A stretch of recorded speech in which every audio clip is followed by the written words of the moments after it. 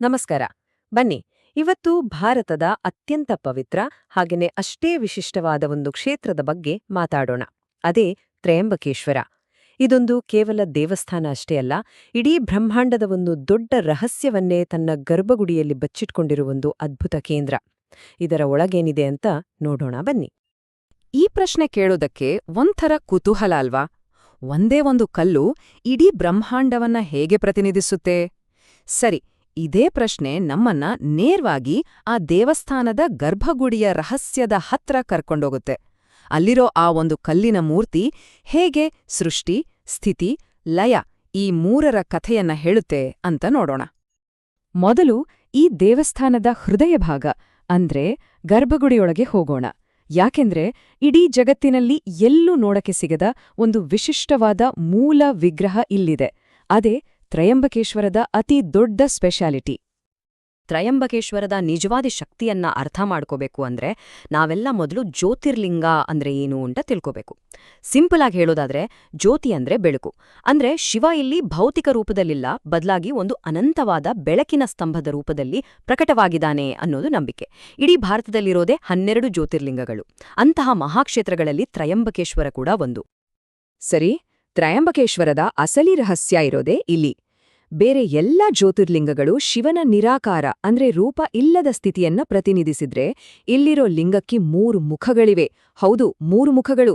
ಇವು ಸೃಷ್ಟಿಕರ್ತ ಬ್ರಹ್ಮ, ಪಾಲಕ ವಿಷ್ಣು ಮತ್ತು ಲಯಕಾರ ಮಹೇಶ್ವರ, ಈ ಮೂವರನ್ನೂ ಸಂಕೇತಿಸುತ್ತೆ. ಇದೇ ವಿಷಯ ಈ ಕ್ಷೇತ್ರವನ್ನ ಇಡೀ ಜಗತ್ತಲ್ಲೇ ಯುನೀಕಾಗಿ ಮಾಡಿರೋದು. ಒಂದು ದೇವಸ್ಥಾನ ಅಂದ್ರೆ ಅದು ಕೇವಲ ಕಲ್ಲಿನ ಕಟ್ಟಡ ಅಲ್ಲ ಅಲ್ವಾ? ಅದರ ಸ್ಥಳ, ಅದರ ಜಾಗಕ್ಕೂ ಒಂದು ದೊಡ್ಡ ಕಥೆ ಇರುತ್ತ. ತ್ರಯಂಬಕೇಶ್ವರವನ್ನ ಇದೇ ಜಾಗದಲ್ಲಿ ಯಾಕೆ ಕಟ್ಟಿದ್ರು? ಯಾಕಂದ್ರೆ ಈ ಭೂಮಿ ಪವಿತ್ರವಾದ ಭೌಗೋಳಿಕತೆ ಮತ್ತು ರೋಚಕ ಇತಿಹಾಸದ ಒಂದು ಅದ್ಭುತ ಸಂಗಮ. ಇಲ್ಲಿ ನೋಡಿ, ಎಲ್ಲವೂ ಎಷ್ಟು ಸುಂದರವಾಗಿ ಒಂದಕ್ಕೊಂದು ಬೆಸೆದುಕೊಂಡಿದೆ. ಒಂದು ಕಡೆ ಪಶ್ಚಿಮ ಘಟ್ಟಗಳ ಸುಂದರವಾದ ಬ್ರಹ್ಮಗಿರಿ ಬೆಟ್ಟ, ಇನ್ನೊಂದು ಕಡೆ ದಕ್ಷಿಣದ ಗಂಗೆ ಅಂತಾನೆ ಫೇಮಸ್ ಆಗಿರೋ ಗೋದಾವರಿ ನದಿ ಹುಟ್ಟೋ ಜಾಗ.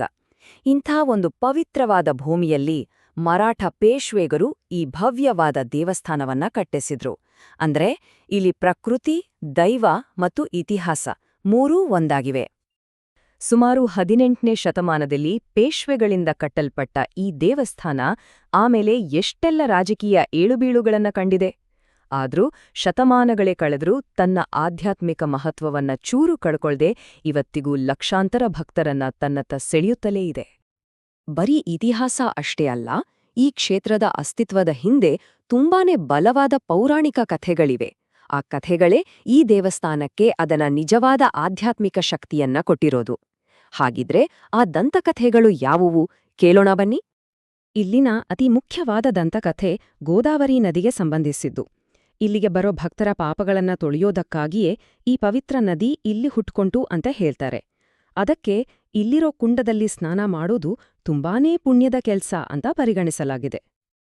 ಆ 3 ಮುಖಗಳ ಅರ್ಥವಾದ್ರೂ ಏನು? ಅದುವೇ ಬ್ರಹ್ಮಾಂಡದ ಚಕ್ರ. ಮೊದಲನೇ ಮುಖ ಬ್ರಹ್ಮನದ್ದು, ಅದು ಸೃಷ್ಟಿಯನ್ನ ಪ್ರತಿನಿಧಿಸುತ್ತೆ. 2ನೇ ಮುಖ ವಿಷ್ಣುವಿನದ್ದು, ಅದು ಪಾಲನೆಯನ್ನ ಪ್ರತಿನಿಧಿಸುತ್ತೆ. ಇನ್ನು 3ನೇ ಮುಖ ಮಹೇಶ್ವರನದ್ದು, ಅದು ಲಯವನ್ನ ಸಂಕೇತಿಸುತ್ತೆ. ಅಂದ್ರೆ ಜನನ, ಜೀವನ, ಮರಣ ಈ ಇಡೀ ವಿಶ್ವದ ಸೈಕಲ್ ಇದೊಂದೇ ಲಿಂಗದಲ್ಲಿದೆ. ಈ ಒಂದು ದೈವಿಕ ಕಥೆಗೆ ಒಂದು ಮಾನವೀಯ ಸ್ಪರ್ಶ ಕೂಡ ಇದೆ. ಅದೇನಂದ್ರೆ ಗೌತಮ ಮಹರ್ಷಿಗಳು ತಮ್ಮ ತಪ್ಪಿಗೆ ಪ್ರಾಯಶ್ಚಿತ್ತವಾಡಿ ಇಲ್ಲಿ ತಪಸ್ಸು ಮಾಡಿ ಈ ಲಿಂಗವನ್ನ ಸ್ಥಾಪಿಸಿದ್ರು ಅನ್ನೋ ಕಥೆ ಕೂಡ ಇದೆ. ಇದು ಈ ಕ್ಷೇತ್ರದ ತಪುಶಕ್ತಿಯನ್ನ ಎತ್ತಿ ಹಿಡಿಯುತ್ತೆ. ಸರಿ, ಇಷ್ಟೆಲ್ಲ ಇತಿಹಾಸ ಪುರಾಣ ಇರೋ ಈ ಕ್ಷೇತ್ರಕ್ಕೆ ಇವತ್ತು ನಾವು ಭೇಟಿ ಕೊಟ್ರೆ ಹೇಗಿರುತ್ತೆ? ಅಲ್ಲಿಗೆ ಹೋದಾಗ ಸಿಗೋ ಅನುಭವವನ್ನ ಇನ್ನಷ್ಟು ಚೆನ್ನಾಗಿ ಮಾಡ್ಕೊಳಕ್ಕೆ ಕೆಲವು ಪ್ರಾಕ್ಟಿಕಲ್ ಟಿಪ್ಸ್ ನೋಡೋಣ. ಇಲ್ಲಿಗ್ ಹೋಗಕ್ಕೆ ಬೆಸ್ಟ್ ಟೈಮ್ ಯಾವುದು? ಇದು ನಮಗೆ ಯಾವ ತರದ ಅನುಭವ ಬೇಕು ಅನ್ನೋದ್ರ ಮೇಲೆ ಡಿಪೆಂಡ್ ಆಗುತ್ತೆ. ಮಳೆಗಾಲದಲ್ಲಿ ಹೋದ್ರೆ ಸುತ್ತಮುತ್ತಲಿನ ಹಚ್ಚಸಿರು, ಮಂಜು ಮುಸುಕಿದ ವಾತಾವರಣ, ಪ್ರಕೃತಿಯ ಸೊಬಗನ್ನ ಸವಿಬೋದು. ಅದೇ ಚಳಿಗಾಲದಲ್ಲಿ ಹೋದ್ರೆ ಹಿತವಾದ ತಂಪಾದ ವಾತಾವರಣದಲ್ಲಿ ಆರಾಮಾಗಿ ದರ್ಶನ ಮಾಡ್ಕೊಂಡು ಬರಬಹುದು. ಅಲ್ಲಿಗ್ ಹೋದಾಗ ಗರ್ಭಗುಡಿ ದರ್ಶನ ಅಷ್ಟೇ ಅಲ್ಲದೆ ಗೋದಾವರಿ ಹುಟ್ಟೋ ಜಾಗ ಅಂದ್ರೆ ಗಂಗಾಕುಂಡಕ್ಕೆ ಖಂಡಿತ ಭೇಟಿ ಕೊಡಿ. ಸಾಧ್ಯವಾದ್ರೆ ಬ್ರಹ್ಮಗಿರಿ ಬೆಟ್ಟ ಹತ್ತಿ ಅಲ್ಲಿಂದ ಕಾಣೋ ವ್ಯೂ ಸಖತ್ತಾಗಿರತ್ತೆ. ಇನ್ನು ಮಹಾಶಿವರಾತ್ರಿಯಂತಹ ವಿಶೇಷ ದಿನಗಳಲ್ಲಿ ನಡೆಯೋ ಪೂಜೆಗಳನ್ನ ನೋಡೋದೇ ಒಂದು ಅನುಭವ. ನೆನಪಿಡಿ, ಒಳಗ್ ಹೋಗಕ್ಕೆ ಸಾಂಪ್ರದಾಯಿಕ ಉಡುಗೆ ಹಾಕೋದು ಕಡ್ಡಾಯ. ಇಷ್ಟೆಲ್ಲ ವರ್ಷಗಳಾದ್ರೂ ಇವತ್ತಿನ ಆಧುನಿಕ ಜಗತ್ತಿನಲ್ಲೂ ತ್ರಯಂಬಕೇಶ್ವರ ತನ್ನ ಮಹತ್ವವನ್ನ ಹೇಗೆ ಉಳಿಸ್ಕೊಂಡಿದೆ, ಏನಿದರ ಹಿಂದಿನ ಶಕ್ತಿ, ಈ ಪ್ರಶ್ನೆಯೊಂದಿಗೆ ನಮ್ಮ ಚರ್ಚೆಯನ್ನ ಮುಕ್ತಾಯದೊತ್ತ ಕೊಂಡೊಯ್ಯೋಣ. ತ್ರಯಂಬಕೇಶ್ವರದ ಮಹತ್ವವನ್ನ ಹೇಳೋಕೆ ಒಂದೇ ಒಂದು ಸಂಖ್ಯೆ ಸಾಕು. ಇದು ಇಡೀ ವಿಶ್ವದಲ್ಲೇ ಇರೋ ಕೇವಲ 12 ಜ್ಯೋತಿರ್ಲಿಂಗಗಳಲ್ಲಿ ಒಂದು. ಅಂದ್ರೆ ಇದು ಕೇವಲ ಒಂದು ದೇವಸ್ಥಾನವಲ್ಲ, ಜಾಗತಿಕ ಹಿಂದೂ ಧರ್ಮದ ಒಂದು ಪ್ರಮುಖ ಶಕ್ತಿ ಕೇಂದ್ರ. ಹಾಗಾದ್ರೆ ತ್ರಯಂಬಕೇಶ್ವರದ ಈ ಶಾಶ್ವತ ಶಕ್ತಿಯ ಹಿಂದಿರೋ ರಹಸ್ಯ ಏನು? ಅದು ಈ 4 ಅಂಶಗಳ ಒಂದು ಅದ್ಭುತ ಕಾಂಬಿನೇಷನ್. 1, ಅದರ ಯುನೀಕ್ ಆದ ತ್ರಿಮೂರ್ತಿ ದೇವತೆ. 2, ಅದರ ಪವಿತ್ರವಾದ ಜಾಗ. 3, ಅದರ ಶ್ರೀಮಂತ ಇತಿಹಾಸ. ಮತ್ತು 4, ಇವತ್ತಿಗೂ ಜೀವಂತವಾಗಿರೋ ಅದರ ಸಂಪ್ರದಾಯಗಳು. ಇವೆಲ್ಲ ಸೇರಿ ಈ ಕ್ಷೇತ್ರವನ್ನ ಟೈಮ್ಲೆಸ್ ಮಾಡಿದೆ. ಕೊನೆಯದಾಗಿ ಒಂದು ಯೋಚನೆ ಮಾಡಬೇಕಾದ ಪ್ರಶ್ನೆ. ಎಲ್ಲವೂ ಕ್ಷಣಕ್ಷಣಕ್ಕೂ ಬದಲಾಗ್ತಿರೋ ಈ ಜಗತ್ತಿನಲ್ಲಿ ಮನುಷ್ಯ, ಪ್ರಕೃತಿ ಮತ್ತು ಇಡೀ ಬ್ರಹ್ಮಾಂಡವನ್ನ ಒಂದೇ ಎಳೆಯಲ್ಲಿ ಬೆಸೆಯೋ ತ್ರಯಂಬಕೇಶ್ವರದಂತಹ ಪ್ರಾಚೀನ ಆಧ್ಯಾತ್ಮಿಕ ಕೇಂದ್ರಗಳ ಪಾತ್ರವಾದ್ರೂ ಏನು? ಈ ಪ್ರಶ್ನೆಯೊಂದಿಗೆ ನಿಮ್ಮನ್ನ ಬಿಟ್ಟೋಗ್ತಿದ್ದೀನಿ. ನಮಸ್ಕಾರ.